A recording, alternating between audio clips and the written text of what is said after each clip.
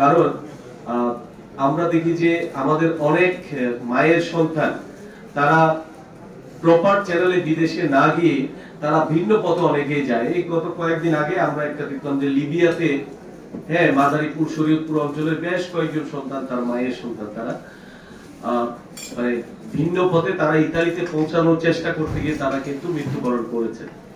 এই যে সংবাদগুলো, এগুলো যখন আমরা দেখি তখন আমাদের আসলে হৃদয়ে সত্যিকার অর্থে আসলে রক্তক্ষরণ হয় যে কেন এইভাবে যেতে হবে। কিন্তু আমাদের বৈধ চ্যানেলে কিন্তু সরকারি ভাবে কিন্তু তাদের কিন্তু পৃথিবীর বিভিন্ন দেশে যাওয়ার সুযোগ রয়েছে। তো আমরা সেই জিনিসটা আমরা জানি না। আমরা অনেক সময় কি করি, আমরা অবৈধ উপায়ে, অবৈধ পন্থায় আমরা মানে পৃথিবীর বিভিন্ন দেশে যাওয়ার চেষ্টা করি। সেটা আমাদেরকে পরিহার করতে হবে। 2 নম্বর যে বিষয়টি, সেটি হচ্ছে আমরা যে যাই, যাওয়ার পর আমাদের কাছে প্রবাসী কল্যাণ শাখার প্রচুর অভিযোগ আসে। সেটা হচ্ছে যে আমি প্রতারণার শিকার হয়েছি। শিকারটা কিরকম, আমাকে বলেছে যে আমাকে পেট্রোল পাম্পের ভিসা দেবে। আমি ওখানে গিয়ে দেখলাম যে আমাকে সৌদি আরবের বাগানের, খেজুরের বাগানের ভিসা দিয়েছে। আমি 5 লাখ টাকা 7 লাখ টাকা ঋণ করে গিয়েছি, কিন্তু আমার সাথে প্রতারণা করেছে। এই তো অনেকে আবার গিয়ে কয়েকদিন পর আবার চলেও আসে। হ্যাঁ, আসার পরে সে আর দাবি দেওয়াগুলো এগুলো কোনো কুল কিনারা করতে পারে, কারণ তার কাছে কিন্তু কোনো ডকুমেন্ট নেই। আমরা সবসময় বলি যে আপনি যাওয়ার আগে যদি আপনি বিএমইটি যে স্মার্ট কার্ডটা যদি নিয়ে যেতে পারেন, এবং আপনাকে যে একটা চুক্তিপত্র, যেটা কন্ট্রাক্ট পেপার, সেটাও কিন্তু অনেক সময় দেখা যায় আমাদের রিক্রুটিং এজেন্সিগুলো অনেক সময় দেয় না। কিন্তু এখন সরকার যে এবার আইন প্রণয়ন করেছে, সেখানে কিন্তু স্পষ্ট ভাষায় বলা আছে যে মানে রিক্রুটিং এজেন্সিরও আবার একটা সাব একটা এজেন্সি কিন্তু থাকতে হবে। মানে একজন ব্যক্তি যদি দেশের বাইরে যেতে হয়, তাকে কোনো না কোনো সাব এজেন্সির আন্ডারে যেতে হবে। দুঃখজনক বিষয় হচ্ছে সচেতনতার অভাবের কারণে আমাদের প্রবাসী ভাই যারা যায়, তারা এই এগ্রিমেন্ট পেপারটাও তারা কিন্তু যথাসময়ে রিসিভ করে, এয়ারপোর্টে যাওয়ার সময় রিসিভ করে, অথবা রিসিভ করলেও সেটাও তারা সংগ্রহে রাখে না। তারা সেটা কি করে, গিয়ে ওখানে ফেলে দেয়। কিন্তু দেশের মধ্যে যখন আসে, আপনি যে একটা লিগ্যাল উইংয়ে যান, আমাদের লিগ্যাল অ্যাডভাইজার সাহেব আছেন এখানে, ম্যাডাম আমাদেরকে প্রায়শই বলেন যে আমরা যে আইনি প্রতিকার দিতে যাব, আইনি প্রতিকার দিতে গেলে তো কিছু ডকুমেন্টস লাগে, এভিডেন্স লাগে। সেই প্রপার এভিডেন্স গুলো কিন্তু আমাদের প্রবাসী ভাইরা সেগুলো রাখেন না। তো যদি নাই থাকে তাহলে আমরা কিভাবে করব? সেজন্য আমাদের আসলে ব্যাপক সচেতনতার কিন্তু কোনো বিকল্প নেই। আমাদের সবাইকে এই বিষয়গুলো জানাতে হবে যে আপনি দেশের বাইরে যান, আপনি বৈধ পথে যান, এবং আপনি বিএমইটি নিবন্ধন করে যান, সাথে স্মার্ট কার্ড, এবং আপনার যে এজেন্সি হোক, রিক্রুটিং এজেন্সি হোক বা সাব এজেন্সি হোক, যেটার সাথে যাচ্ছেন, তাদের সাথে আপনার যে চুক্তিপত্র, সেই চুক্তিপত্রটা আপনাকে কিন্তু সাথে রাখতে হবে। এটা আপনি ফিরে আসা পর্যন্ত আপনাকে এটা রাখতেই হবে।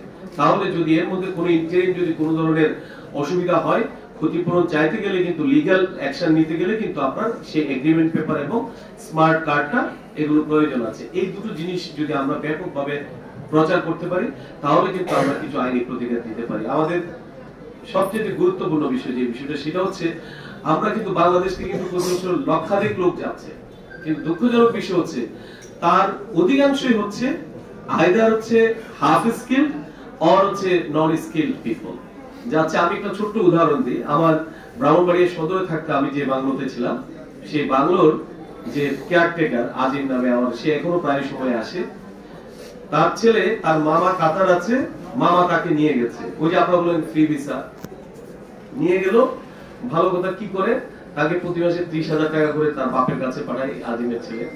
তো বলে স্যার খুব ভালো আছে। তো আমি তাকে বললাম যে তুমি যে পাঠালা, এখন কি করে? বলে স্যার ওই যে ওর মামার ফ্রোজেন আইটেম, সিঙ্গারা, সমুচা, এই জাতীয় এগুলোর মানে ব্যবসা আছে মামার, বলে ওখানে দিচ্ছে, ওরে প্রতি মাসে টাকা দেবো, ছেলে আমার কাছে পাঠায় দেয়। আমি খুব ভালো কথা, তুমি একটু চেষ্টা করো যে তাকে এই যে ফ্রোজেন আইটেমের খাবারের দোকান হতে চাকরি করে, তো এটা আলটিমেটলি কতদিন, তার তো কোনো স্কিল ডেভেলপমেন্ট হচ্ছে না।